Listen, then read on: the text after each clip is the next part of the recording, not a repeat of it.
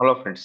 ఈరోజు న్యూరో సైన్స్లో ఉన్న ఒక మంచి ఇంట్రెస్టింగ్ కాన్సెప్ట్ మెంటల్ రిహార్సల్ గురించి డిస్కస్ చేద్దాం. ఈ మెంటల్ రిహార్సల్ ఏంటంటే ఒక ప్రాసెస్ అండి. అంటే మీకున్న గోల్ని ఆ గోల్ అచీవ్ అయినట్టు ప్రతి స్టేట్ని మీరు విజువలైజ్ చేస్తూ ఉంటారు. రైట్.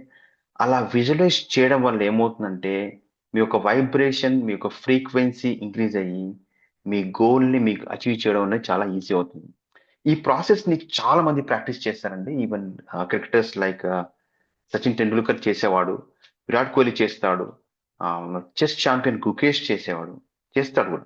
సో, ఎవరైతే చాలా హై స్ట్రెస్‌లో వర్క్ చేసే వాళ్ళు, వాళ్ళు ఇలాంటి మెంటల్ రిహార్సల్స్ చేస్తూ ఉంటారు. చేయడం వల్ల ఏంటంటే యాక్చువల్ యాక్చువల్ సిట్యుయేషన్ వచ్చినప్పుడు ఆ సిట్యుయేషన్‌ని వారు ముందే విజువలైజ్ చేసి, రిహార్స్ చేసి ఉంటారు కాబట్టి, ఈ యాక్చువల్ సిట్యుయేషన్‌లో వాళ్ళు బెటర్‌గా పెర్ఫార్మ్ చేయగలుగుతారు. So that's the power of mental rehearsal. So if you want to do the mental rehearsal for more details, you can check with me. I can help you out. Thank you so much.